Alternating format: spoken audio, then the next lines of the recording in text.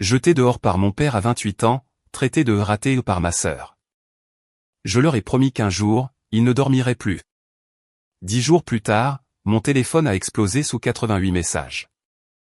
Ma revanche commençait. Je venais de terminer une garde de 12 heures à l'unité d'urgence vétérinaire de Neuville-sur-Marne. Mes mains sentaient encore l'antiseptique. Mes blouses portaient ce léger mélange de poils mouillés et de produits chimiques. Et quelque part à l'arrière de ma tête, j'entendais encore le bip régulier des moniteurs. C'était le genre d'épuisement qui ne se contente pas de s'installer dans votre corps, il se traîne derrière vos yeux. Il ralentit vos pensées, fait que tout semble légèrement désynchronisé. Le quartier était calme quand je suis arrivé. Les banlieues ont toujours l'air paisibles la nuit, comme si rien de mal n'y arrivait jamais vraiment. Mais quelque chose clochait dès que mes phares ont balayé la façade de la maison. La lumière du porche était allumée, pas juste brillante. Intentionnelle, comme si elle avait été allumée pour une raison. Je suis sorti de la voiture et c'est là que je l'ai vue. Tout ce que je possédais était éparpillé sur la pelouse devant la maison. Mon sac de sport était éventré, des vêtements se déversant sur l'herbe. Une boîte de papier avait basculé, des documents à moitié trempés par le sol humide. Un cadre photo, que j'avais depuis que j'étais enfant, était fissuré. Le verre brisé, la photo face contre terre, comme si elle n'avait plus aucune importance. Pendant une seconde, mon cerveau n'a pas traité l'information. Il a juste marqué une pause.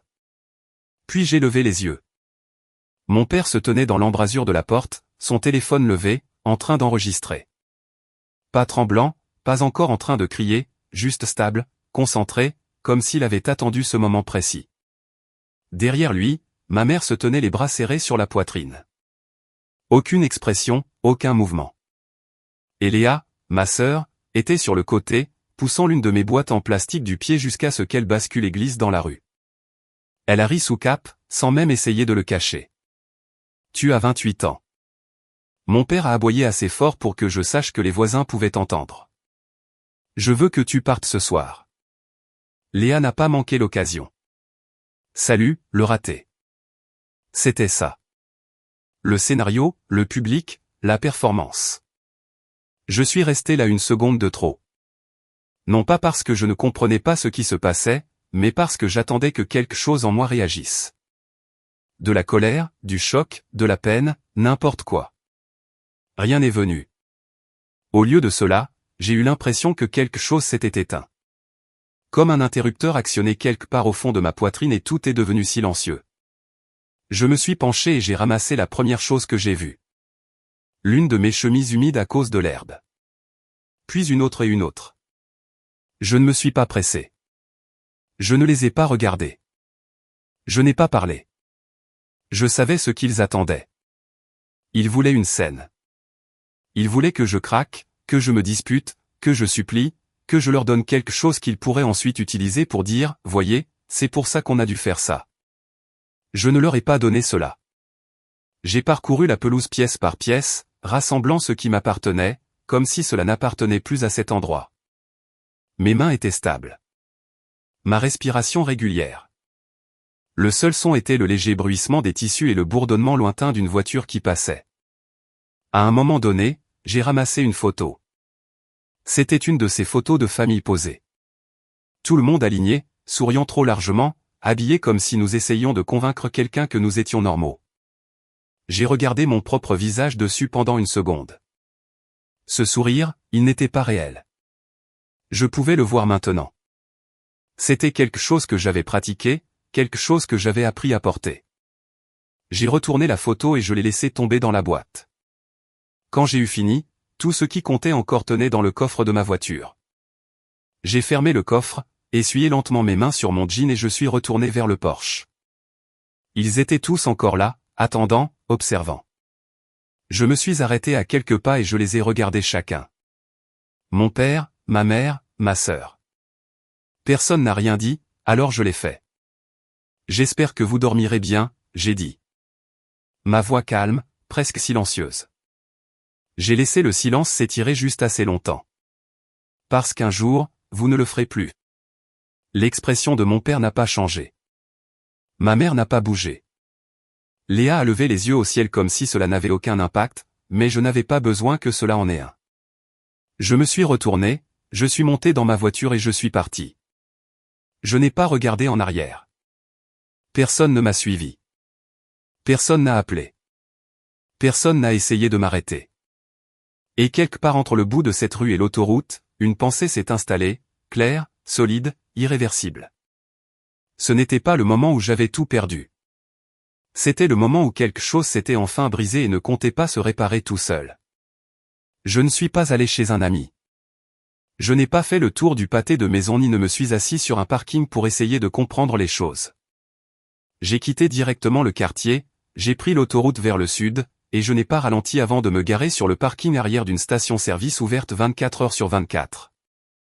Le genre d'endroit qui ne dort jamais vraiment, des lumières fluorescentes bourdonnant au-dessus, quelques semi-remorques tournant au ralenti au loin. L'air sentait légèrement le carburant et le café brûlé. J'ai coupé le moteur et je suis resté assis là. Pas de musique, pas d'appel téléphonique, pas de distraction, juste le silence. Après une minute, j'ai fouillé dans ma poche et j'ai sorti mon téléphone. C'est là que je l'ai remarqué. Un enregistrement de près de 20 minutes. J'ai froncé les sourcils une seconde, puis j'ai appuyé et j'ai tout entendu. La voix de mon père, perçante, forte, délibérée. Léa riant. Et puis ma mère. Laisse-le partir, Antoine. Il l'a bien cherché. Je ne l'ai pas arrêté. Je l'ai laissé jouer entièrement. Puis je l'ai rejoué encore et encore. Non pas parce que je voulais le revivre, non pas parce que j'avais besoin de le ressentir plus profondément, mais parce que j'en avais besoin clair, parfaitement clair. Parce que je savais exactement comment cela allait se passer. Demain, ce serait un malentendu. La semaine prochaine, j'aurais réagi de manière excessive. Dans quelques mois, l'histoire se transformerait en quelque chose de complètement différent. Quelque chose où je serais parti, où j'aurais fait une scène, où j'aurais causé le problème. C'est ainsi que cela a toujours fonctionné. Mais ça n'a pas changé. Ça ne s'est pas adouci. Ça ne s'est pas réécrit. J'ai ouvert mes messages. Ils arrivaient déjà. Mon père d'abord. Où es-tu? Puis un autre. Réponds-moi. Ma mère a suivi. Tu agis de manière instable. Ce n'est pas normal. Léa n'a pas mâché ses mots. Amuse-toi à payer ta propre vie. J'ai fixé l'écran, faisant défiler les messages. Pas un seul message ne demandait si j'allais bien. Pas un seul ne demandait où je dormais. Pas un seul ne demandait si j'avais de quoi manger. Ce n'était que des accusations, du contrôle, du mépris. C'est là que j'ai compris. Je n'étais pas censé survivre à ça. J'étais censé revenir, m'excuser, céder. J'ai ouvert un nouveau dossier sur mon téléphone, les nommer, quand ils commenceront à mentir. Puis j'ai commencé à travailler. Capture d'écran, chaque message, chaque appel manqué, chaque message vocal. J'ai sauvegardé l'enregistrement, les copié, me suis assuré qu'il n'y avait aucune version de cette histoire où la vérité pourrait disparaître. Quand j'ai eu fini, mes mains ne tremblaient plus. Elles étaient stables, concentrées, comme si je manipulais quelque chose de clinique, quelque chose de précis. J'ai vérifié l'heure, presque 1 heure du matin. J'ai roulé quelques pâtés de maison plus loin et j'ai trouvé un motel, le genre où l'on ne pose pas de questions, et où il ne vous en pose pas non plus. La chambre sentait l'humidité. La lumière a vacillé une fois avant de se stabiliser. Le tapis semblait avoir connu de meilleures décennies. J'ai laissé tomber mon sac par terre et me suis assis sur le bord du lit. Pour la première fois depuis mon départ, il n'y avait rien d'autre à faire. Pas de tâches, pas de distraction, pas de rôle à remplir, juste moi. Je me suis penché en arrière et j'ai fixé le plafond, et je l'ai dit à voix haute. Je ne reviendrai pas. Les mots n'ont pas résonné. Ils se sont simplement installés comme s'ils avaient attendu. Mon téléphone a vibré de nouveau sur la table de chevet. Puis encore et encore. Je ne l'ai pas pris. Je l'ai retourné face cachée. Je l'ai laissé vibrer jusqu'au silence. Allongé dans cette chambre de motel bon marché, j'ai réalisé quelque chose d'étrange. Cela ne ressemblait pas à la liberté. Pas encore. Cela ressemblait au premier pas vers quelque chose d'inconnu, quelque chose d'irréversible, comme si je venais de sortir d'un système qui m'avait défini pendant des années. Et pour la première fois, il allait devoir fonctionner sans moi. Le lendemain matin, rien n'avait changé à l'extérieur. Je me suis réveillé dans la même chambre de motel sombre, la lumière bourdonnant faiblement au-dessus de moi. J'ai enfilé les mêmes blouses, j'ai conduit jusqu'au même hôpital vétérinaire et je suis entré dans le même chaos contrôlé qui, d'une certaine manière, semblait plus honnête que tout ce qui m'attendait à la maison. Pendant la journée, tout avait un sens. Un chien arrivait en saignant, vous arrêtiez le saignement. Un chat cessait de respirer, vous le réanimiez, ou non. Il n'y avait pas de simulation, pas de réécriture, pas de rejet de faute. Les résultats étaient réels. L'effort était visible. Et pour la première fois depuis longtemps, j'ai réalisé à quel point j'avais vécu dans un endroit où rien de tout cela ne s'appliquait. La nuit, je retournais au motel. Même lit, même lumière vacillante, même silence. Mais quelque chose en moi était en train de changer. Cela ne s'est pas produit d'un coup. Cela ne m'a pas frappé comme une prise de conscience soudaine. C'est venu par fragments. De petites pensées presque insignifiantes qui ont commencé à se connecter en quelque chose que je ne pouvais ignorer. Je me posais toujours la même question, comment m'ont-ils mis à la porte si facilement? Non seulement l'acte lui-même, mais la certitude, l'absence d'hésitation, la façon dont aucun d'eux n'avait l'air surpris. La réponse n'est pas venue tout de suite. Elle est apparue par fragments. Pendant que je vérifiais le dossier d'un patient, pendant que j'attendais que le café coule dans la salle de pause, pendant que j'étais allongé sur ce lit de motel à fixer le plafond, j'ai commencé à me souvenir de choses auxquelles je n'avais pas pensé depuis des années. Je payais les factures de services publics, pas de temps en temps, mais chaque mois. Je gérais les comptes en ligne parce que ma mère n'oubliait jamais les mots de passe. Je programmais ses rendez-vous quand elle oubliait, ce qui était souvent le cas. Je m'occupais des courses, commandais, allais les chercher, rangeais tout. Je restais à la maison le week-end quand les livraisons arrivaient, quand des papiers devaient être signés, quand quelque chose d'important devait être géré. Je ne me contentais pas d'aider. Je maintenais, et pourtant on me traitait de paresseux, de parasite, c'est ce qu'il m'appelait. Je suis resté assis un soir à faire défiler mes messages à nouveau, et j'ai finalement compris. Ils ne croyaient pas vraiment ces mots. Ils en avaient besoin. Parce que s'ils avaient admis ce que j'étais vraiment, alors toute l'histoire qu'ils avaient construite sur moi s'effondrerait. Je n'étais pas un fardeau. J'étais ce qui maintenait tout ensemble. La maison, les routines, la structure invisible qui faisait fonctionner leur vie sans accroc. Et la seconde où je suis parti, cette structure n'a pas disparu. Elle a simplement cessé de fonctionner. L'image s'est formée dans ma tête avant que je ne puisse l'arrêter. La maison n'était pas un foyer. C'était un système. Et j'en avais fait partie. Non reconnu. Ni visible, ni apprécié, mais nécessaire. Supprimez-le et tout commence à planter. Mon téléphone a vibré à nouveau. Un autre message, puis un autre. Je les ai ouverts sans urgence cette fois. As-tu les identifiants pour le compte d'électricité? Où as-tu mis les papiers d'assurance de maman? Pourquoi la facture d'eau n'est-elle pas affichée comme payée? Pas un seul ne demandait si je dormais en sécurité. Pas un seul ne demandait si j'avais mangé. C'était toujours le même schéma. Accès, fonction, maintenance. J'ai lu un message de Léa.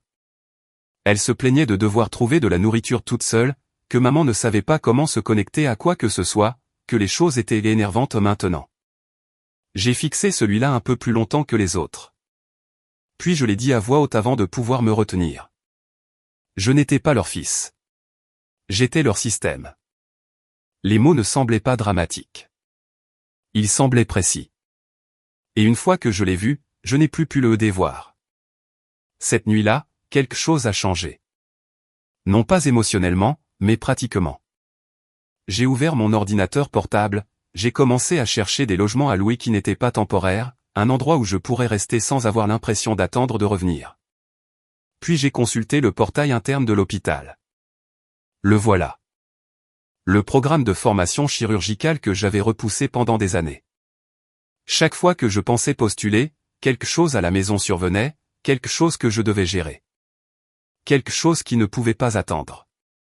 Maintenant, rien ne m'attendait là-bas. Alors j'ai postulé. Aucune annonce, aucune hésitation, juste quelques clics. Quand j'ai fermé mon ordinateur portable, j'ai réalisé autre chose. Ils ne commençaient pas à me manquer. Pas vraiment. Ils étaient encore dans la phase où ils ressentaient l'inconvénient. Mais l'inconvénient ne reste pas petit. Il se propage. Il s'accumule. Et finalement, il devient quelque chose qu'ils ne peuvent ignorer. Je me suis adossé à la tête de lit, la chambre du motel silencieuse autour de moi, et j'ai laissé cette pensée s'installer. Ils n'appelaient pas parce qu'ils se souciaient de moi. Pas encore. Mais ils le feraient. Et quand ils le feraient, ça ne sonnerait pas comme ça.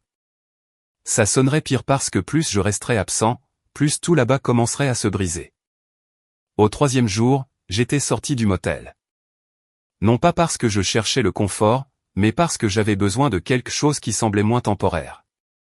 La dépendance de Madame Lefebvre se trouvait derrière sa maison principale, un petit appartement au-dessus d'un garage, à l'écart. Le genre d'endroit que la plupart des gens négligent, le genre d'endroit où personne ne pose de questions. Ça sentait le vieux bois et la peinture qui avaient été appliqués trop de fois. Le plancher grinçait d'une manière qui ne me dérangeait pas. Un lit simple était adossé au mur, une table pliante près de la fenêtre, et pas grand-chose d'autre. C'était silencieux. Pas le genre de silence qui précède une voix qui monte. Pas le genre qui ressemble à une tension prête à craquer. Juste le silence.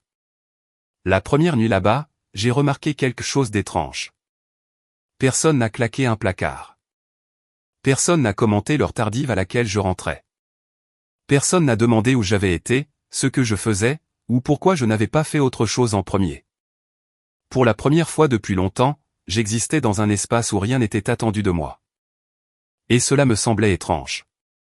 Pendant la journée, je travaillais davantage, prenais des gardes supplémentaires, restais plus tard quand je pouvais, non pas parce que je devais prouver quoi que ce soit, mais parce que chaque heure signifiait désormais quelque chose qui m'était directement lié. Je vérifiais le statut de ma candidature dès que j'avais une pause. J'ai commencé à calculer ce dont j'aurais besoin si j'étais accepté. J'ai commencé à penser à un avenir qui n'incluait pas de devoir constamment m'adapter aux besoins de quelqu'un d'autre. La nuit, j'étais assis à cette petite table pliante et je passais en revue mes finances, essence, nourriture, loyer.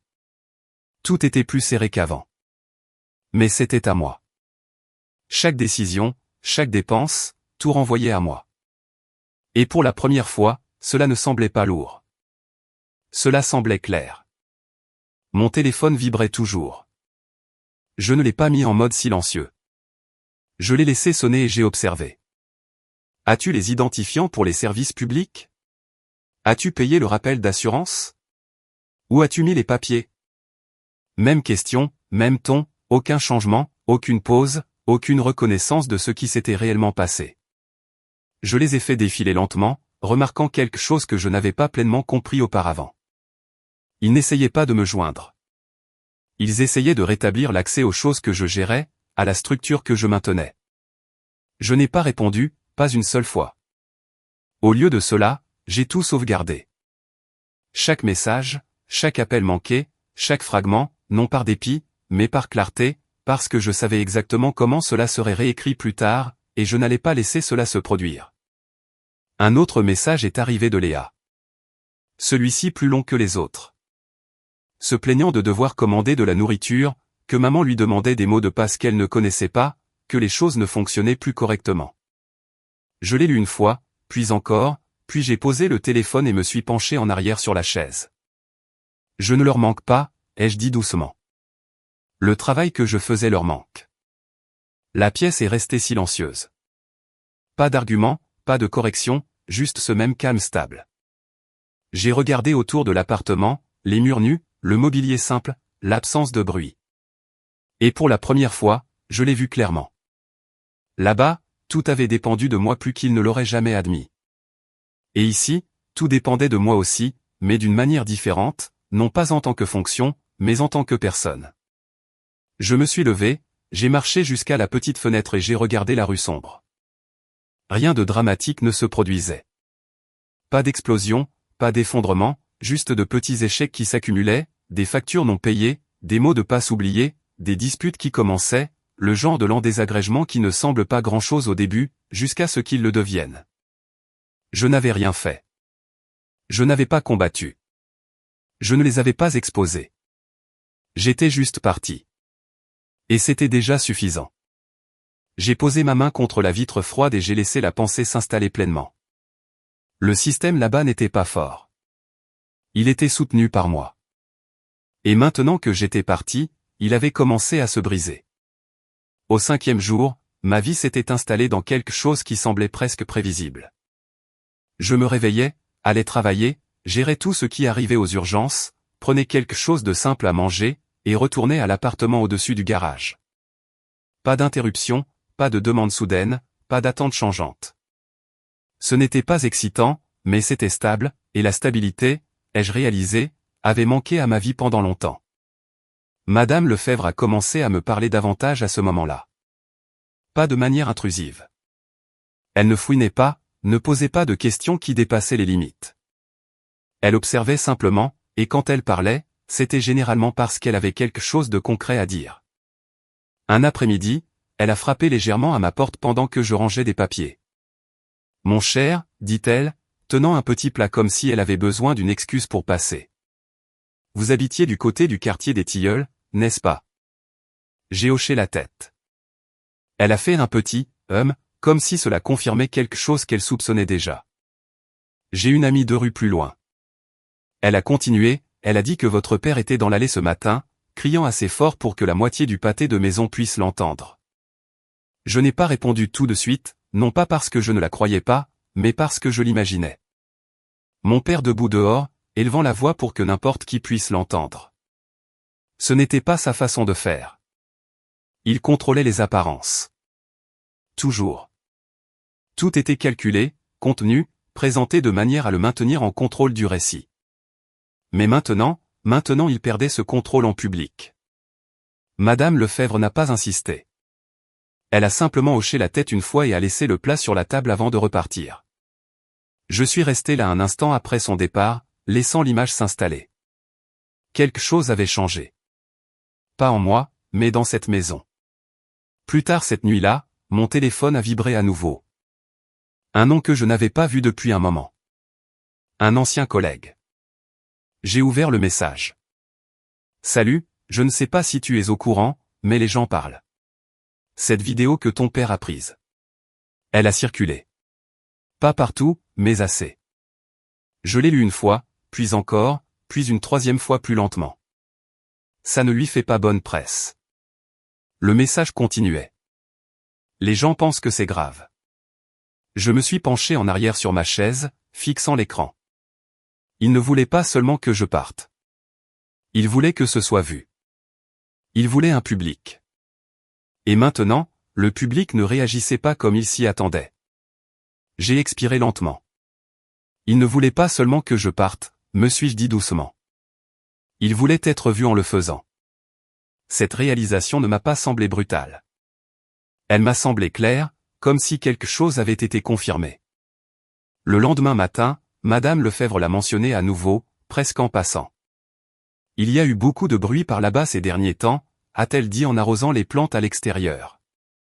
Pas le bon genre. Je suis sorti sur le petit porche de l'appartement du garage, m'appuyant contre la balustrade. Quel genre de bruit, ai-je demandé. Elle ne m'a pas regardé tout de suite. Le genre qui arrive quand les gens n'ont plus personne à blâmer, a-t-elle dit. Je n'avais pas besoin qu'elle explique. Je savais déjà. Si je n'étais pas là pour absorber l'attention, elle devait aller quelque part. Et c'était le cas. Elle a continué, d'un ton désinvolte mais précis. Votre père s'est emporté. J'ai entendu dire qu'il s'était disputé avec votre sœur devant la maison. Votre mère pleurait. Tout s'est déversé là où tout le monde pouvait voir. J'ai hoché la tête lentement, non surpris, non satisfait, juste conscient. Cette maison n'avait pas changé. La seule chose qui avait changé était l'endroit où la pression retombait. J'ai vérifié mon téléphone à nouveau ce soir-là. Plus de messages. Le même schéma. Questions, requêtes, frustration, aucune reconnaissance, aucune responsabilité. Je les ai fait défiler sans urgence, sans cette attraction que je ressentais avant. Ils n'avaient plus de poids. Plus comme avant. Au milieu de tout cela, j'ai reçu un email de l'hôpital. Ma candidature avait avancé. Pas encore acceptée, mais remarquée, considérée. Ce n'était pas bruyant. Ce n'était pas dramatique, mais c'était important parce que pour la première fois, quelque chose dans ma vie avançait sans être lié à ce qui se passait là-bas. J'ai posé le téléphone sur la table et j'ai regardé autour de la pièce. Toujours silencieux, toujours simple, mais maintenant je pouvais le voir plus clairement. Rien là-bas ne s'était encore effondré. Pas entièrement. Ce que je voyais, ce que j'entendais, ce n'étaient que les premiers signes, les fissures, les petits échecs qui apparaissent avant que quelque chose de plus grand ne cède. Et il ne paniquait toujours pas. Pas vraiment. Pas encore. J'ai repris mon téléphone, j'ai jeté un coup d'œil au nouveau message, puis j'ai verrouillé l'écran sans l'ouvrir. Quoi qu'ils disent, cela ne m'atteignait plus de la même manière. Le 10e jour a commencé comme les autres. J'ai terminé une garde tardive, les mains encore douloureuses, les épaules tendues, l'esprit à moitié entre la concentration et l'épuisement. L'hôpital avait été très occupé, le genre d'occupation où l'on n'a pas le temps de penser à quoi que ce soit en dehors de la tâche suivante. Quand je suis rentré à l'appartement, le silence m'a de nouveau frappé. Pas lourd, juste immobile. J'ai laissé tomber mes clés sur la table, me suis assis, et me suis permis de respirer une seconde. C'est là que mon téléphone a vibré. Une fois, puis encore, puis encore. Au début, je l'ai ignoré. Les messages n'étaient pas nouveaux. Ils étaient arrivés toute la semaine, mais cela semblait différent. Les pauses entre eux étaient plus courtes, le rythme plus urgent. J'ai tendu le bras, pris le téléphone et l'ai déverrouillé. L'écran s'est rempli instantanément. Message après message après message. J'ai fait défiler et continué à défiler. 88. C'est là que ça s'est arrêté. 88 messages. J'ai fixé le nombre une seconde avant de les ouvrir. Les messages de mon père sont venus en premier. Court, direct, perçant. Où es-tu? Réponds-moi. Ne m'ignore pas. Puis ils ont changé. Le ton a changé. Des messages plus longs, moins contrôlés. Qu'est-ce que tu fabriques? Tu dois revenir et arranger ça. C'est allé trop loin. J'ai continué à lire. Les messages de ma mère étaient différents. Émotionnels, décousus. S'il te plaît, appelle-moi. Ce n'est pas toi. Tu déchires cette famille. Je pouvais presque entendre sa voix dans ces messages, inégale, tendue. Puis Léa, ces messages ne lui ressemblaient pas. Pas la version à laquelle j'étais habitué. Ils se battent sans arrêt. Ça devient grave. Je ne sais pas quoi faire. J'ai arrêté de faire défiler quand j'ai vu un message. Plus court que les autres. Il n'a pas dormi depuis des jours. Je l'ai lu à nouveau. Puis encore une fois. Et sans réfléchir, je me suis souvenu exactement de ce que j'avais dit cette nuit-là. J'espère que vous dormirez bien parce qu'un jour, vous ne le ferez plus. Je me suis penché en arrière sur ma chaise. Téléphone toujours à la main. Il n'y avait aucune satisfaction là-dedans, aucun sentiment de victoire, juste une reconnaissance tranquille. Quelque chose avait rattrapé son retard. J'ai ouvert les messages vocaux ensuite. Un par un, la voix de mon père est arrivée en premier, toujours forte, mais pas stable. Il y avait quelque chose en dessous maintenant. Pas du contrôle, pas de la certitude, quelque chose de plus proche de l'attention. La voix de ma mère se brisait. Pas une émotion contrôlée, mais une vraie panique. Léa semblait petite, pas sarcastique, pas dédaigneuse, incertaine. Je les ai tous écoutés, chaque message, chaque seconde. Et quand ce fut fait, j'ai posé le téléphone sur la table. Il ne me parlait plus comme avant. Pas d'en haut. Pas d'un endroit où il supposait que je reviendrais dans le rang. Il cherchait à me joindre parce que quelque chose dont il dépendait avait disparu. Et il ne savait pas comment le remplacer. Je suis resté assis un moment, laissant cela s'installer. Il ne s'effondrait pas parce que j'étais parti.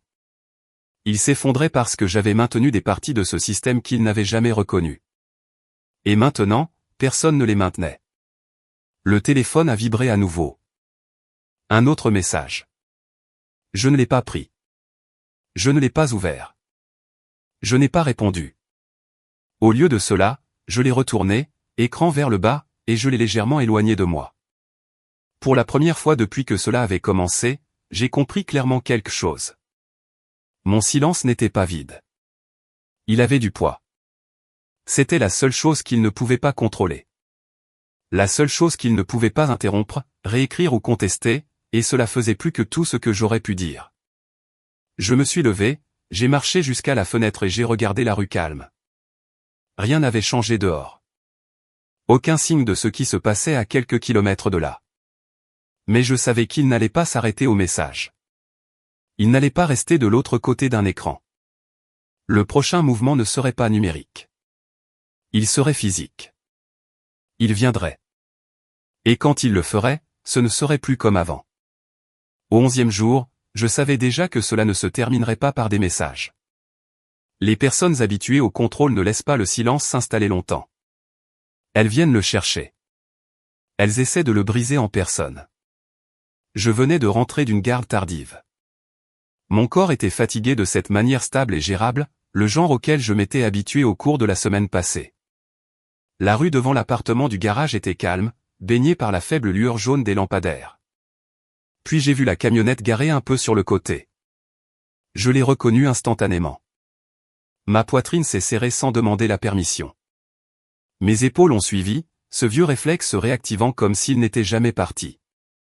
Pendant une seconde, mon corps s'est souvenu de quelque chose avec lequel mon esprit n'était plus d'accord. Faire demi-tour. Partir. Éviter. Je ne l'ai pas fait. J'ai marché droit vers la porte. Avant même d'y arriver, on a frappé. Fort, sec, répétitif. Pas le genre de coup qui attend une réponse. Le genre qui suppose qu'on lui en doit déjà une. J'ai déverrouillé la porte, mais je ne l'ai pas ouverte en grand.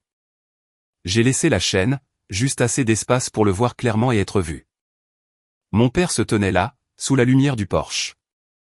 Ses yeux étaient rouges, pas seulement fatigués, mais tendus. Son visage semblait plus vieux qu'il y a une semaine. Les rides plus profondes, le contrôle plus usé. Mais sa voix était la même. Il faut qu'on parle. Je n'ai pas bougé. On parle ici. Il s'est légèrement penché, essayant de voir au-delà de moi dans l'appartement. En prenant des mesures, en cherchant quelque chose qu'il pourrait utiliser pour reprendre du terrain. Cela n'a pas eu l'effet habituel. Pas dans cet espace. Plus maintenant. Sa mâchoire s'est serrée. Puis est venue la première chose réelle qu'il a dite. Tu me fais passer pour un monstre. Je n'ai même pas eu besoin d'une seconde pour comprendre ce que cela signifiait. Il ne s'agissait pas de ce qui s'était passé. Il ne s'agissait pas de moi. Il s'agissait de l'apparence. Je ne te fais passer pour rien, ai-je dit calmement. Tu as fait ça. Quelque chose a traversé son visage. Pas de la culpabilité, pas du regret, mais de la perturbation, comme si j'étais sorti du scénario qu'il attendait. Il a changé de posture, a adouci son ton, contrôlé, presque raisonnable. Tu sais, je voulais juste que tu te tiennes sur tes propres pieds, a-t-il dit. C'est tout ce que c'était. J'ai failli sourire. Non pas parce que c'était drôle, mais parce que c'était prévisible. Là, en temps réel, il était en train de réécrire l'histoire. Prenant ce qui s'était passé et le remodelant en quelque chose qui le faisait passer pour un père donnant une leçon au lieu d'un homme jetant son fils sur la pelouse. Je suis sur mes propres pieds maintenant, ai-je dit. C'est ça qui vous dérange. Celle-là a fait mouche. Je l'ai vu au moment où son sang-froid a vacillé. Ça n'a pas duré longtemps, mais c'était suffisant. Sa voix s'est de nouveau aiguisée, glissant vers quelque chose de plus proche de ce que je reconnaissais. Il s'est un peu rapproché de la porte. Baissant la voix comme si cela la rendait plus contrôlée. Si tu ne reviens pas et que tu n'arranges pas ça, a-t-il dit, je m'assurerai que les gens sachent quel genre de fils tu es. Voilà. Pas de préoccupation, pas de réparation.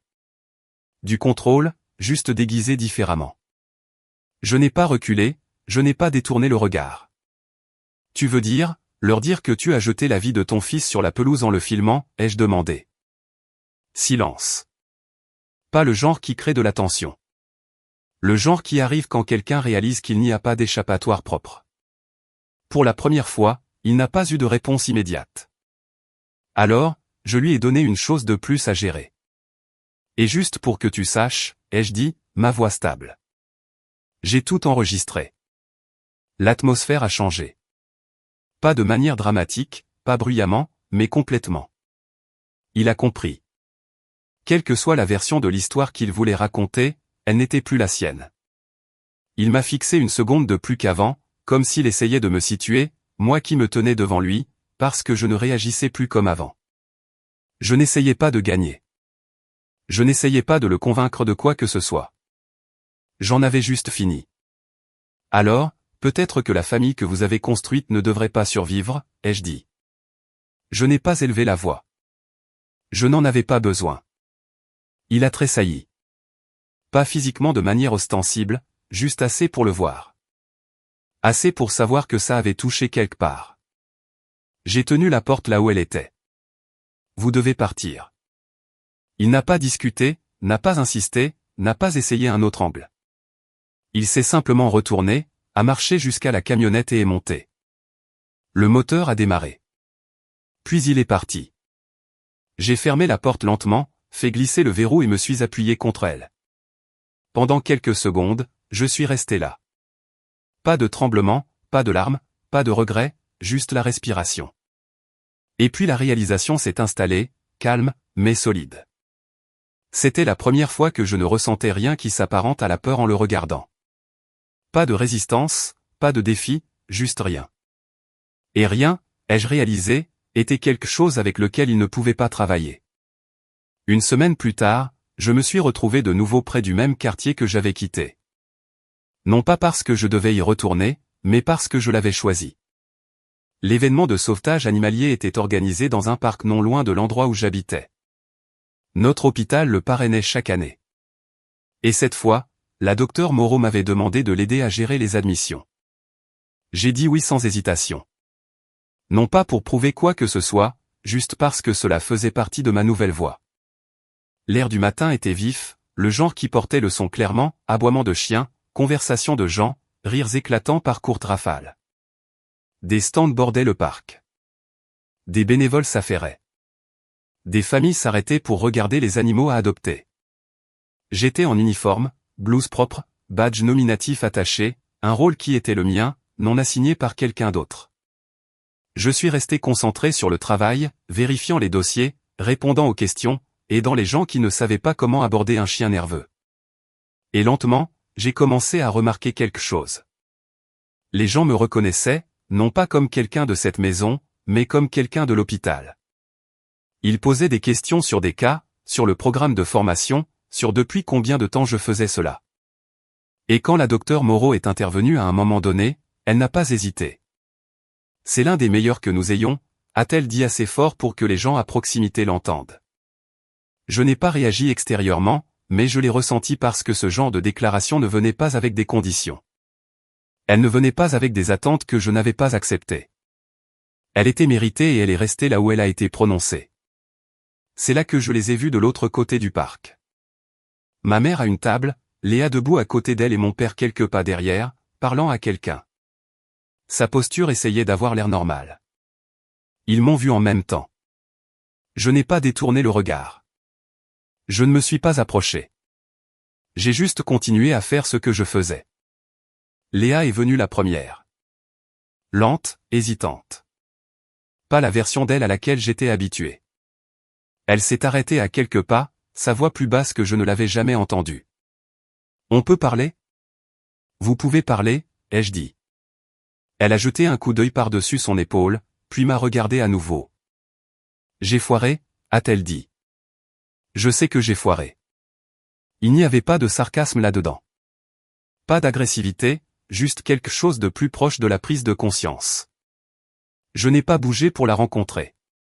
Tu ne peux pas revenir vers moi juste parce que les choses sont devenues difficiles là-bas, ai-je dit. Cela n'a pas commencé après mon départ. Ses yeux sont tombés.